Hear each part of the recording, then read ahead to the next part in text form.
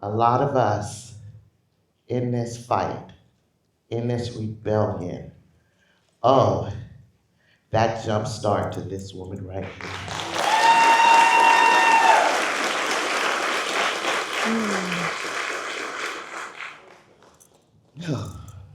We have some questions.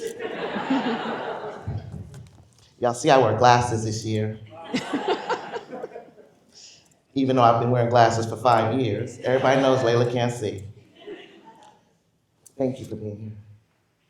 Thank you for having me. This is one of those moments in life you don't ever forget.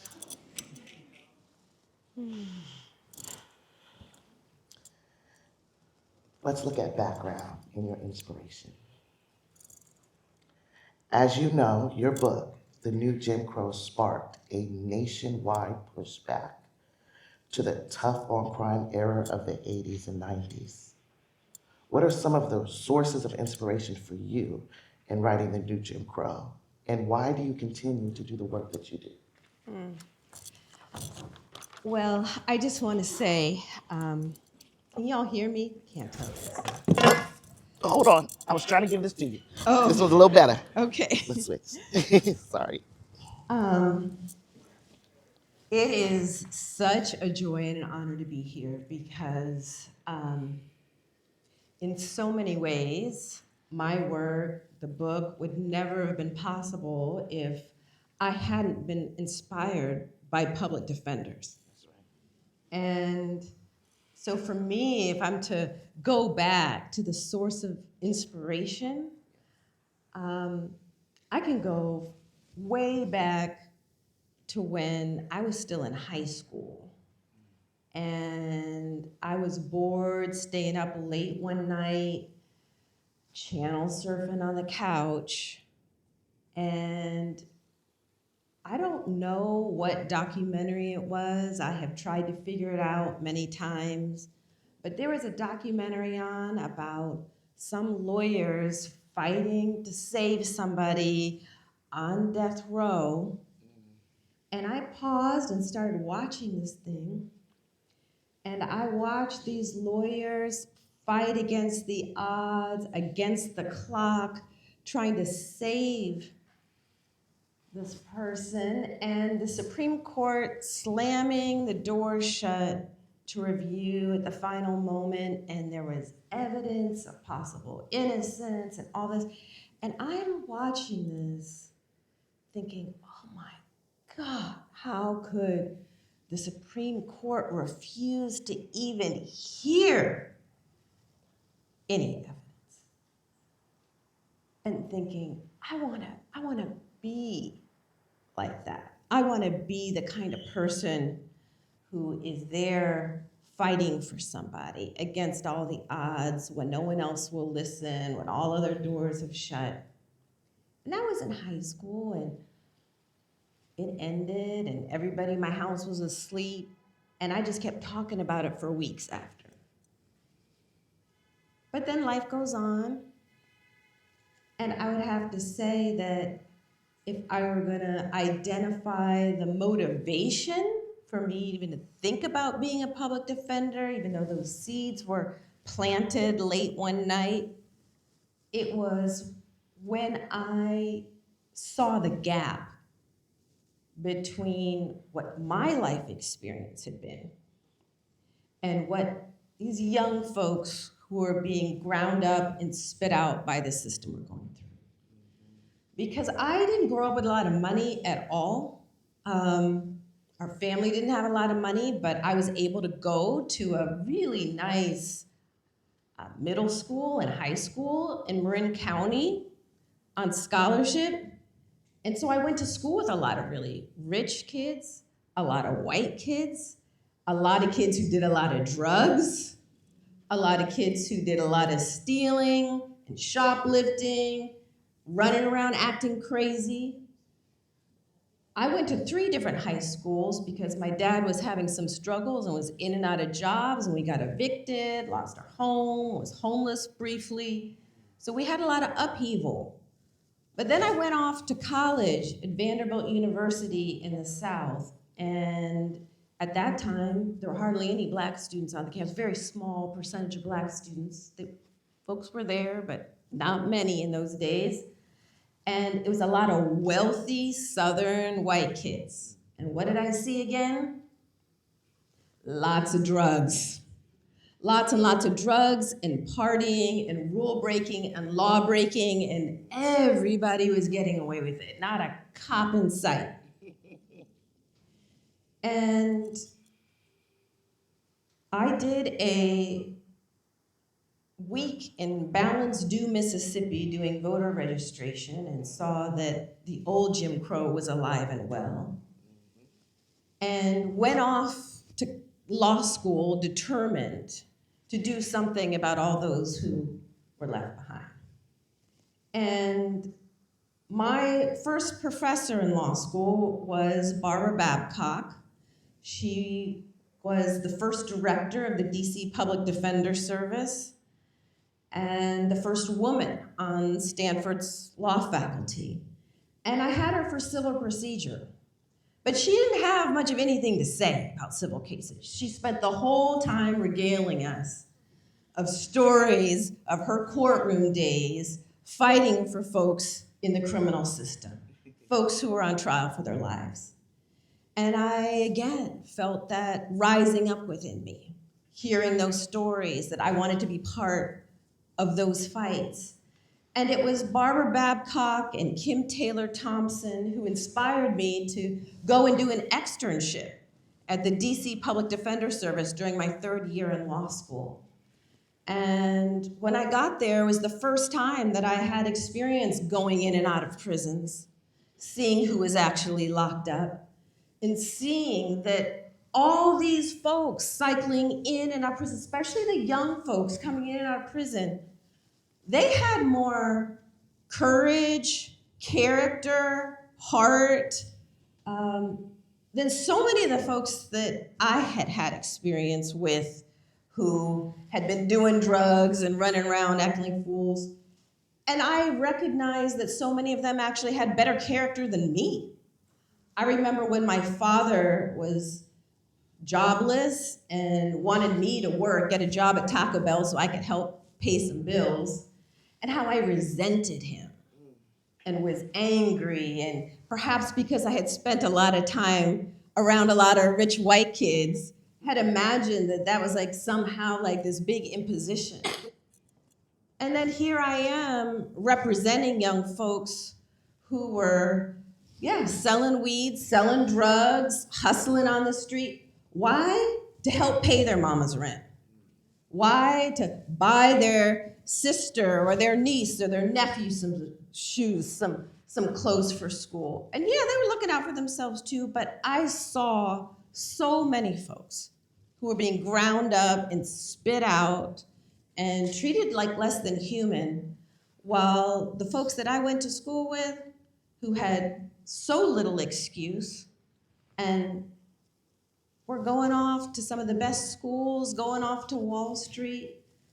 And I realized that in order for my life to have any meaning or any purpose, that I couldn't sit idly by. I wanted to be one of those people who had inspired me and who I got to see in action while I was working at the DC Public Defender Service. Folks like you who showed up day in and day out, often losing, often crying, often battered and bloodied by the system, and yet kept showing up, fighting against all the odds. And it was that experience of witnessing people like you who were willing to take on a system that was built for the destruction of the poorest and darkest among us, and still showing up day after day, that really inspired me to do the work that I've been doing.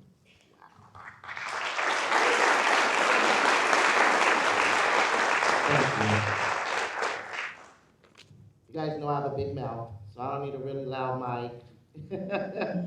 In what ways do you believe the struggle for lawyers and community activists has changed since the publication of your book, and in what ways do you think it is the same? Well, when I decided to write like a new foreword or new introduction to the book for the 10th anniversary edition, I think the first line says something like, everything and nothing has changed in the last 10 years. And I think that's true. Everything and nothing has changed. And, you know, the book had an impact because organizers and activists were willing to stand up when tanks rolled into the streets in Ferguson. That's why people opened their hearts and minds to the message of the book. It wasn't because I had written a book that on its own had any traction. In fact, most people think when the book came out, it was like an automatic bestseller. Not at all. When the book first came out, I couldn't get it reviewed anywhere. I was having difficulty finding an audience. I was talking to, small groups of people in half-empty church basements, small groups of activists. I was running around trying to get anyone to listen, hoping that the message would somehow break through. After all, Obama had just been elected. We are awash in this post-racialism, and we have overcome, and we're on the right path. We just have a long way to go, and all of this. And it really wasn't, but for small groups of activists, beginning with some activists in Chicago who were actually focused on educational equity work, and who read the book and said, there's no way we will ever achieve educational equity in Chicago for our kids while their parents are cycling in and out of the system and while the cops are hounding them on the streets. We can't ever achieve educational equity as long as this system of mass incarceration is coming after them. And their families day in and day out. And so they began to, organize and push the book out, and, formerly incarcerated people, All of Us or None, began forming networks and study groups and pushing the book out in a grassroots way. And then when Ferguson hit, it created a moment where the activism and the courage and the spirit of rebellion and the willingness to say, no, we're not taking this anymore, created a moment where people were actually willing to hear another narrative about what was going on in our system. And so, in some ways, I think everything has changed in terms of the willingness for people to open their minds to the reality that we have created something like a new caste system in the United States, that we have created a system that treats whole classes and communities of people as fundamentally unworthy,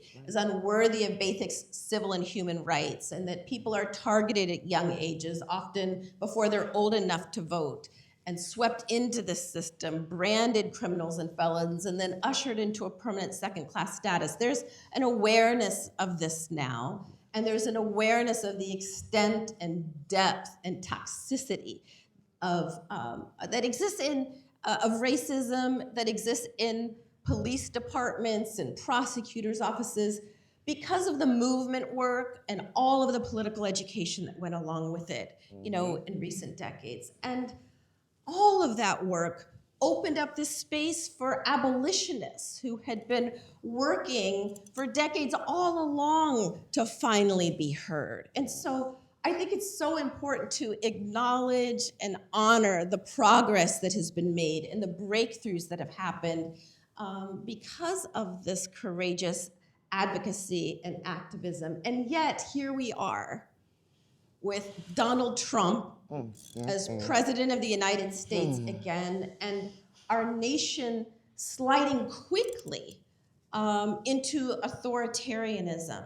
And, I have often said that, some of you may be familiar with Lonnie Guinier, who's a Harvard law professor who wrote Tyranny a of the book. majority. Yes. And she also wrote a book called Miner's Canary, in which she argued that kind of Black people are the miner's canary of our democracy. That, how Black people are treated is a warning signal for the state of the democracy as a whole. Well, I would say that how prisoners, how people who are swept into our criminal injustice system are treated and viewed is a miner's canary for our democracy as a whole. And the rise of mass incarceration was not just a rebirth of another kind of racial caste system. It was a warning that our democracy, the democracy that everyone, wants to claim and enjoy, is under threat. And so when public defenders are fighting for the basic civil and constitutional rights of their clients, they're fighting for those individuals, they're fighting for their families, but in so many ways, they're also sort of the last line of defense in our democracy today. Yes. Because if we are incapable of protecting the rights of the accused and the condemned, all bets are off. That's right. For the rest of us. That's right. And so I hope that people will begin to wake up to the reality that our entire democracy, such as it is, I mean, it is to a large extent a stretch even to claim it as a full democracy. So our democracy, such as it is under threat not just by Donald Trump, not just by the rise of authoritarianism around the world, but it has been under threat as a result of the rise of mass incarceration, which itself was a backlash against a system of authoritarianism and fascism that was racially specific. That's right. Since the days of our country's founding. And now we find that people of all races, all ethnicities, all religions face themselves in a position of threat because of our failure to date to really reckon with the truth of our failure to extend democracy to all. So I hope that we will reframe public defense as not just about individual defense or about the rights of our accused, but also about the defense of a vision of a democracy that has not yet fully been born. That's right. The brilliance. I will be looking at this video and studying. This is political education. Thank you. Let's talk about pillars in court support. While in courtrooms, we see public defenders who fight with all of the limited resources to give their clients the very best defense possible. Most people today don't realize how important public defenders are and how hard they fight. Today, we have all types of shows that valorize police and prosecutors, but essentially no programs that uplift the importance of public defenders. What does it say about a society that celebrates the people who fuel mass incarceration while dismissing community members and public defenders? Yes, well, I think we know what it says. Okay. I think we know what it says. And I mean, I do think it's important to situate this, partly within the context of race, the history of race in this country, and the perpetual backlash against any efforts to dislodge the system of white supremacy that has reigned since our nation's founding. But I think it's also important to situate it within our capitalist system. And our capitalist system requires losers. It requires a perpetual underclass. It requires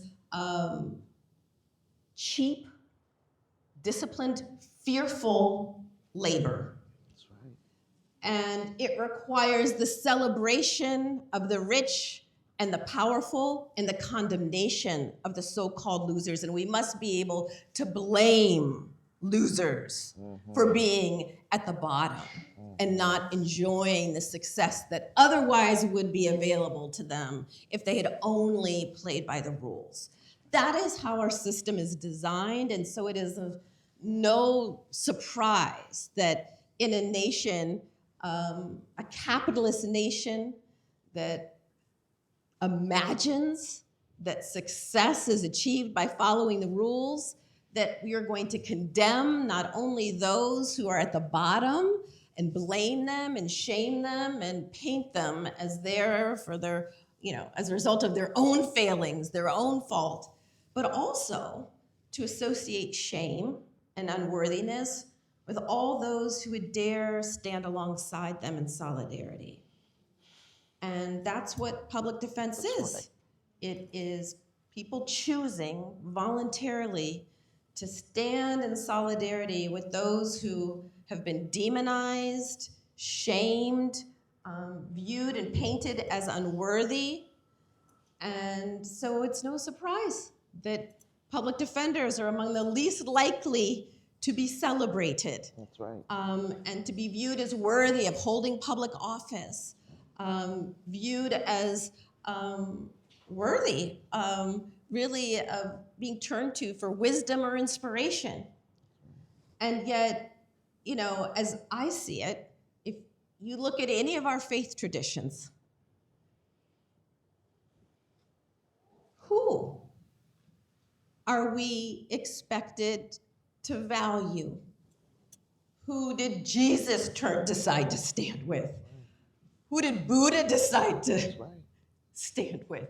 If we look at our faith traditions, over and over we are told and we are taught that it is the immigrant, it is the poor, it is those who others might want to despise and blame and shame, that we should, not be the one to cast the first stone, to drop your stone, and to turn away from relentless shaming and blaming, and that we ought not to elevate those and celebrate those who are the most powerful and the rulers of empire.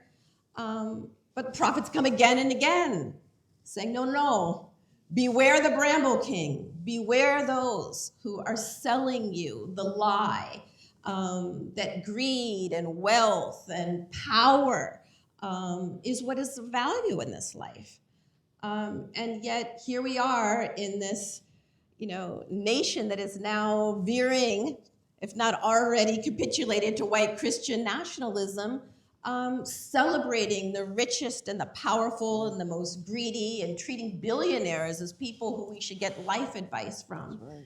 And so, I think the fact that you as public defenders are not being celebrated in this time can be worn as a badge of honor. That's right. Can be worn as a badge of honor that in this capitalist society, in the heart, in the core of empire, where might makes right and where we extract from others and control and view power as the most relevant currency, that we are among those who are not celebrated in this time.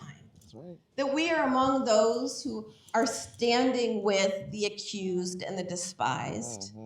And that it may be a lonely way to go, but we have each other. That's right. And it's the only way worth going. And it really and truly, I think, is the only hope, not only of saving what might become of our democracy, but actually it's the way of really saving all hope for humanity as climate change looms, That's right. as the threat of AI looms, saying, no, we actually choose, instead of greed, instead of power, instead of the relentless lust for attention and notoriety and fame, what we choose instead is love. That's right. We choose instead That's right. unconditional love and honoring the dignity and humanity and even a spark of divinity that exists within us all. That's who we are.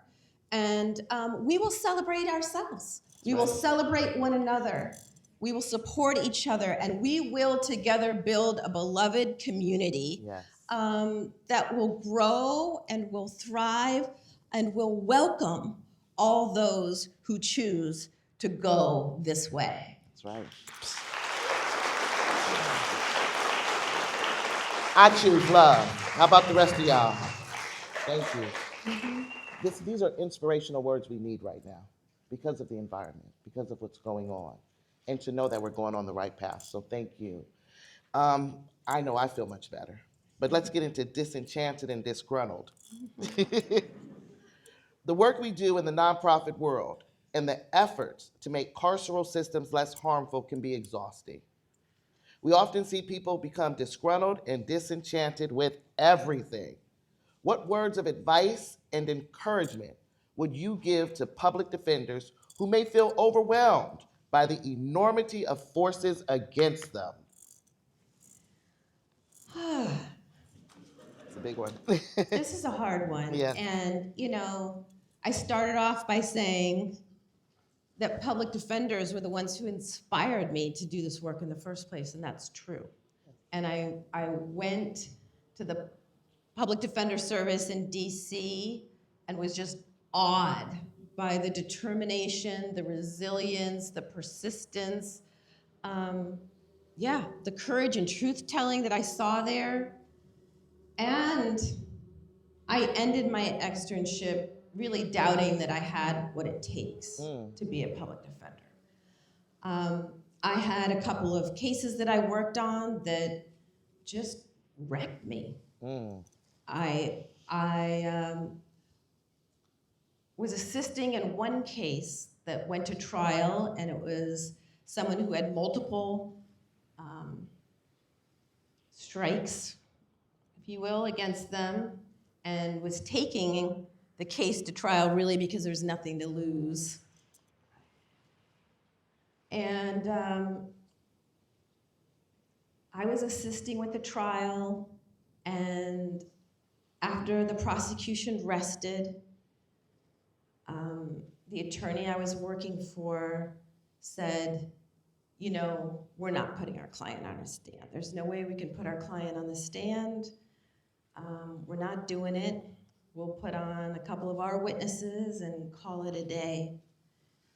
And I tried to talk her into putting our client on the stand because I was so convinced that the prosecution's case couldn't be rebutted without him explaining himself. And I argued with her and finally persuaded her to put the client on the stand. And I'm not going to pretend that me as a legal intern just won her over. She had years of experience, and she came to her own conclusions based on her experience. But she did put him on the stand, and he was a disaster. And he was convicted, and it was a very emotional scene in the courtroom as he was taken away immediately, and his girlfriend was screaming and crying, and I went home that night just wrecked and not sure that I had it in me. How do you just get up in the morning and go back to work? And I went back into the office, and the attorney that I was working for, her name was Blaze,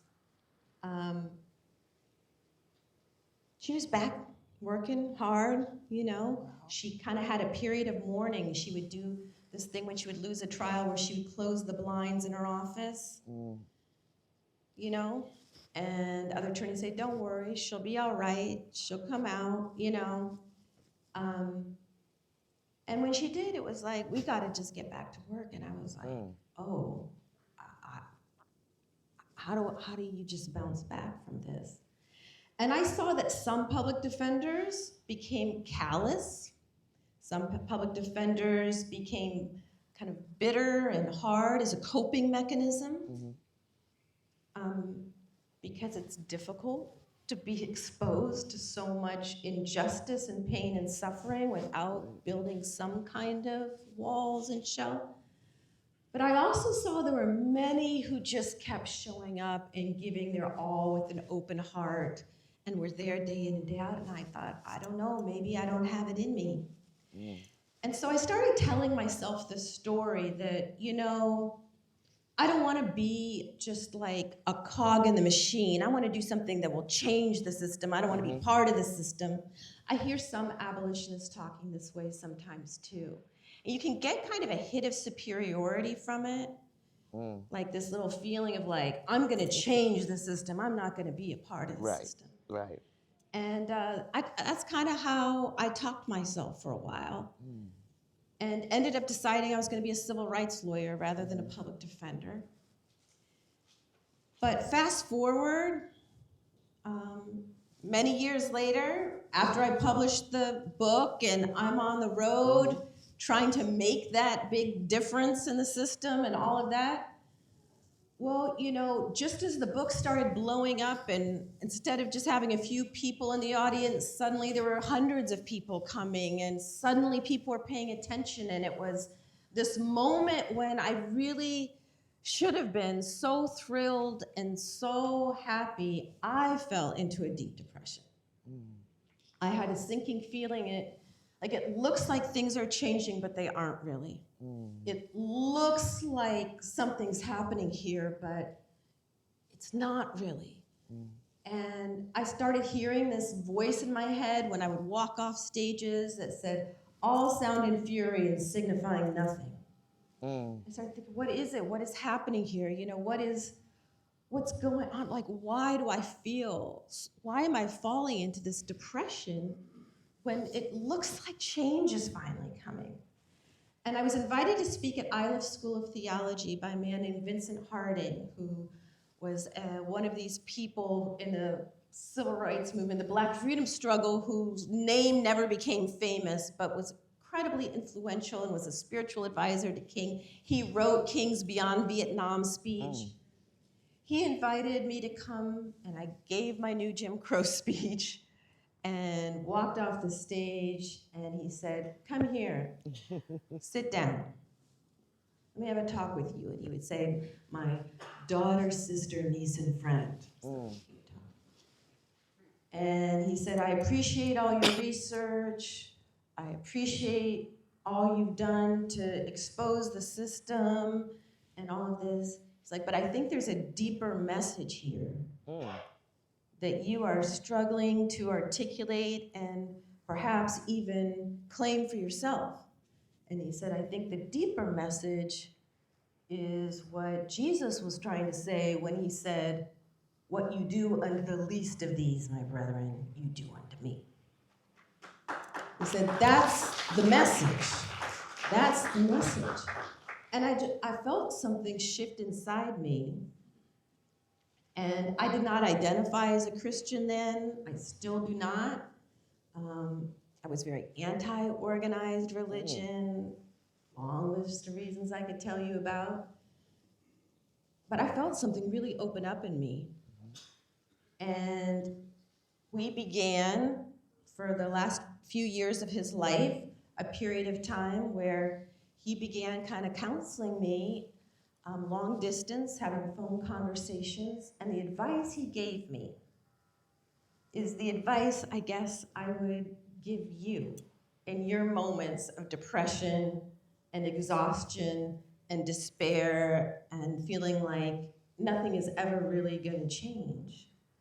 And the advice he gave me was to remember that there is so much more at stake than any individual win or loss. That's right. That there's so much more at stake, that there's a spiritual dimension to our justice struggles. That's right. And that showing up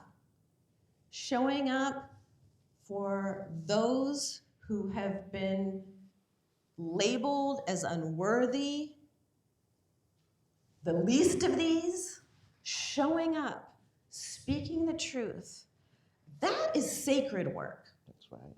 And that has meaning and purpose and Yes. value, whether you lose or win today or tomorrow or next week. And by showing up, you are wading into a long river of resistance and revolutionary struggle that long predated you and will continue on That's right. generations after you're gone.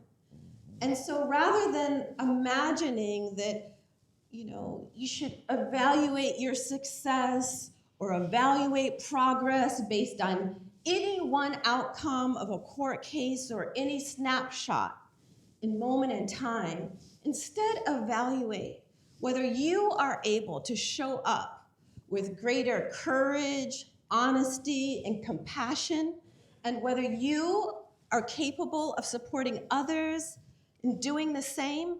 Because if the answer is yes, that you're capable of showing up, then whatever iceberg it seems that we may have reached in this river, if it feels the river has frozen over, by showing up and kicking that ice and taking a step in, right. you are creating hope and the space Right. for liberation for generations coming behind you. Yes. And so Ooh. that's what I see you all doing, showing up every day, kicking the ice, That's right. creating space, and creating more possibility for liberation struggles and movements that come behind us. Yes. Thank you.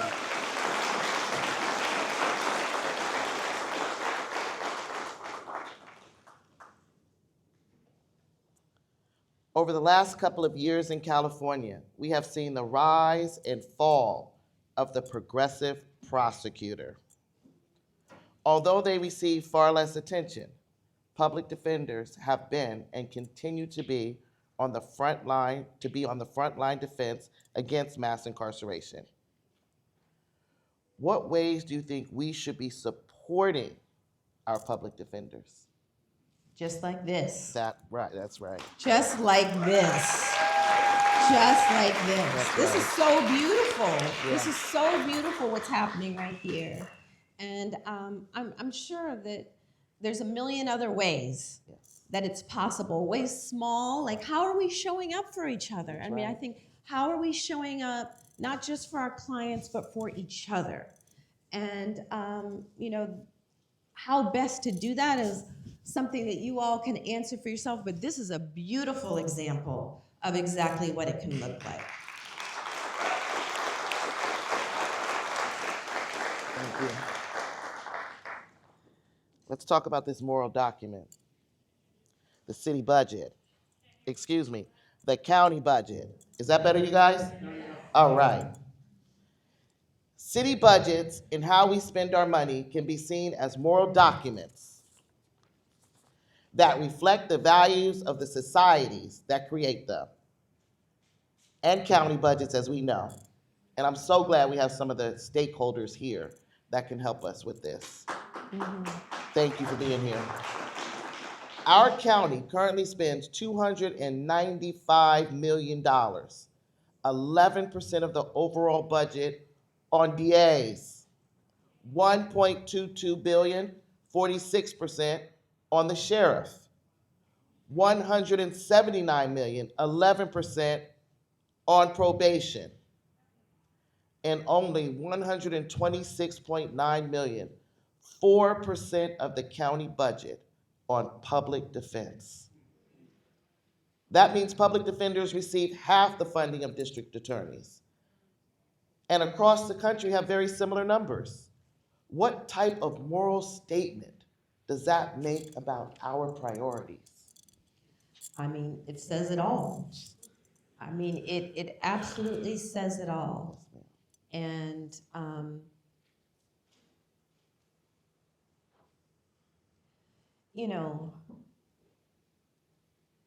I really have come to believe that there is no, as I said in the book, there's no tinkering with this machine, right? That we have to reimagine what justice looks like. That's right. And it's going to require radical, revolutionary change in all aspects of our society. Our political systems, Yes.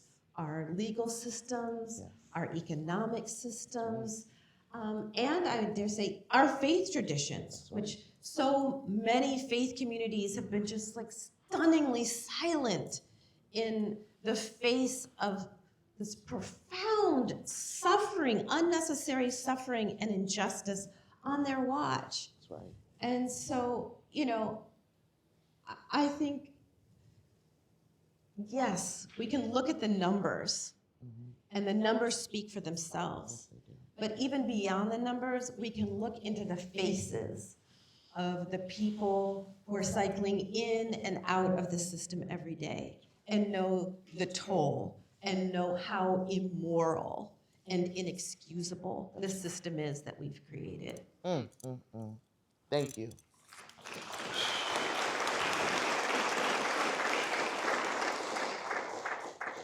How we doing on time, ladies and gentlemen? I want to leave enough time for you guys to ask questions. I'm going to ask one more question, and then, are we okay, Khalid? Okay, we're gonna do Q&A, which we were gonna have out, Okay, but nobody told you. but no one told me. I feel so lucky, y'all. You guys just don't understand. Well, you do, because you're here.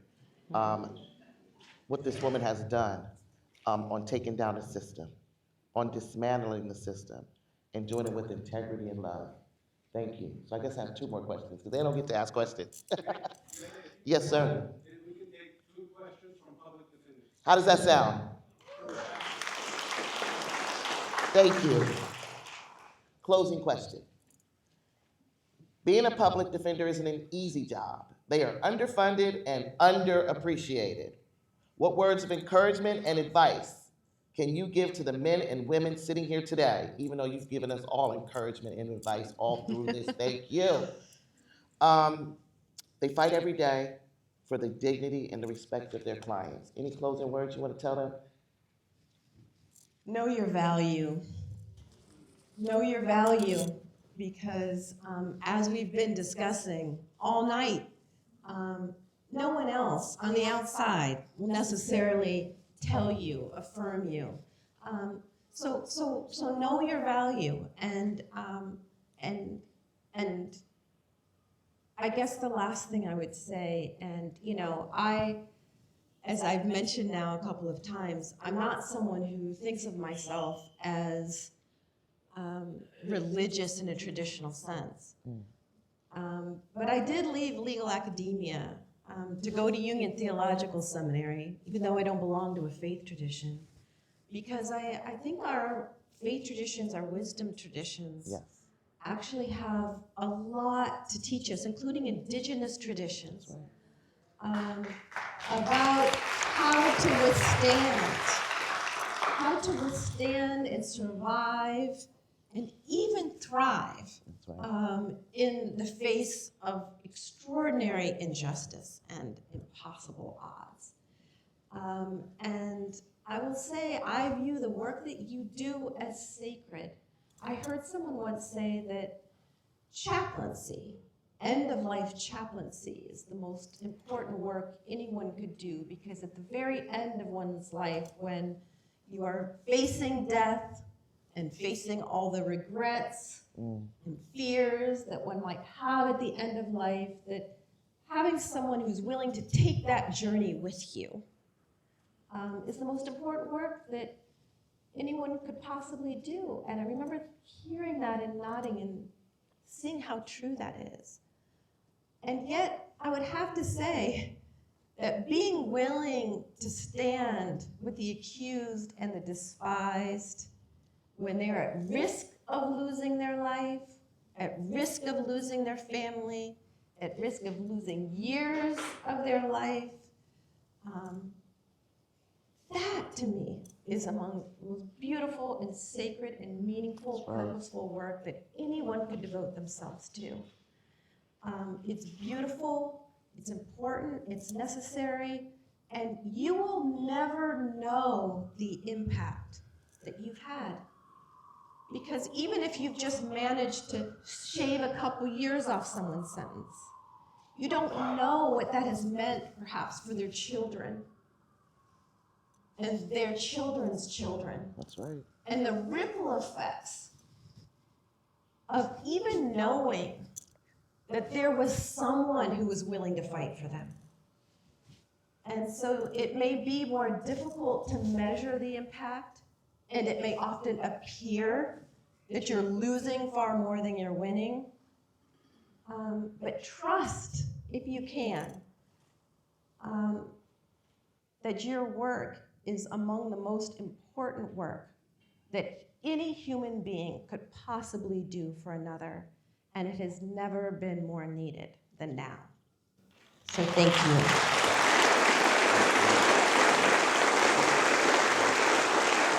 I really, really, really, thank you. Wow. I know we have two people.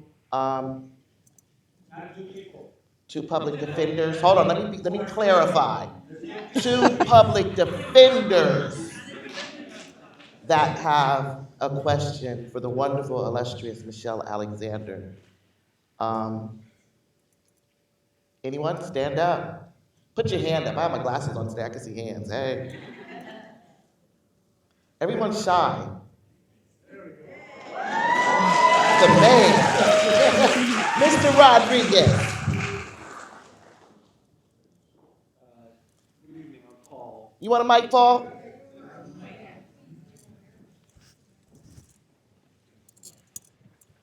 Good evening, Ms. Alexander. I'm Paul Rodriguez, State Political Defender. Thank you so much, first of all, for your work and your very strong message here tonight. My question is this: what would you say to a student who is thinking about their future and about the work that they might do, whether it's going into business or perhaps into public service, even considering working at the public defender's office someday? What words of advice would you have for that young person? That's hard because I think everyone has their own path. Not everyone is called to be a public defender. But I think what immediately comes to mind is the words of one of my favorite theologians, Howard Thurman. And he gave a commencement speech at Spelman College, I think in 1980, in which he urged students to do what makes you come alive. Do what makes you come alive. And recognizing that the quest for status and wealth and success in its generic form rarely makes anyone come alive. Giving yourself over to something greater than yourself, a cause greater than yourself, being willing to take risks and to speak your truths, and to be able to do work, no matter what it might be, that allows you to be your most compassionate, authentic, courageous self, is the work that I would urge you to do in whatever form that might take. And I'm very grateful that so many of you have chosen the path of being a public defender. That's right. But I think it's important to honor that calling, that thing within you that says, no, this is for me, this is my path, and this is what makes me come alive.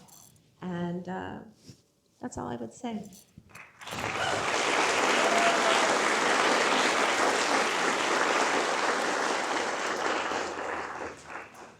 Okay, we have one more, ladies and gentlemen. Family. There's an abundance of love in this room. Everyone's scared tonight. We're good.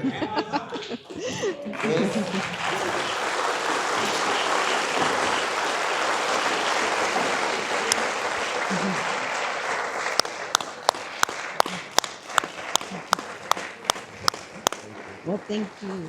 Thank you. Oh, Oh.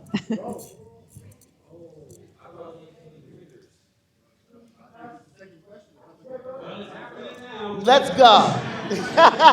The passion that made you just do this is worth it. Come on. I don't have my voice.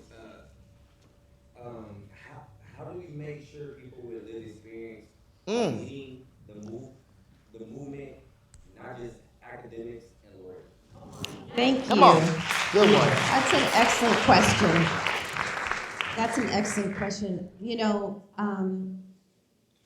Among the people who have been my greatest inspirations, in addition to the public defenders I mentioned that I was inspired by when I was in law school, have been formerly incarcerated and convicted people who have built movements with next to nothing and achieved not just wins, although that has certainly happened, ban the box and the list goes on, felon disenfranchisement, but have helped to shift the culture within communities, within faith communities, within their neighborhoods, within families, and within the nation as a whole, and have been profound inspiration to me. I think of people like Susan Burton, who I did not know when I started out writing my book, Yes.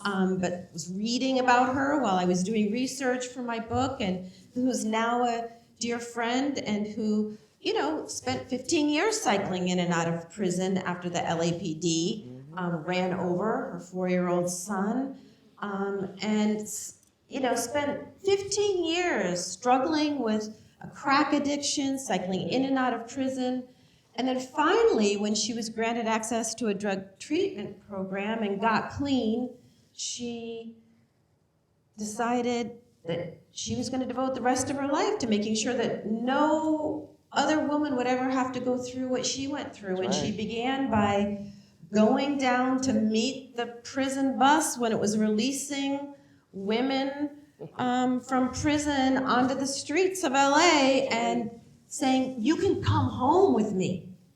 You don't have to turn to the streets tonight. You can sleep on my couch, sleep on the floor in my living room. Like, you can come home with me." And she now, has founded an organization, A New Way of Life, and been a leader in All of Us or None, that has provided safe passage and safe homes for, so many formerly incarcerated women, and helped to lead a movement for the restoration of basic civil and human rights for formerly incarcerated people. And so I think it is absolutely essential that people who know the system best because they've lived it don't just get trotted out to tell their stories,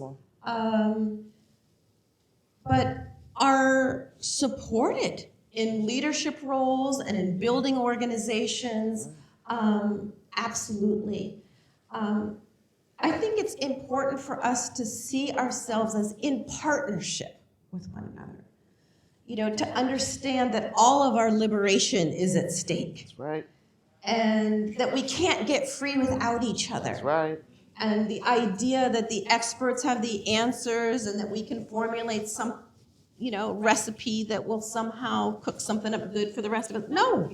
No. This is something that has to be done collectively, done together, and we are going to have to trust that people who have been most harmed by the system may well have the most to contribute to the movements that need to be done.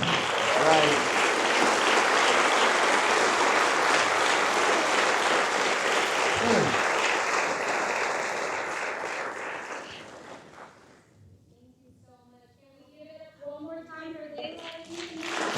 Not me, her.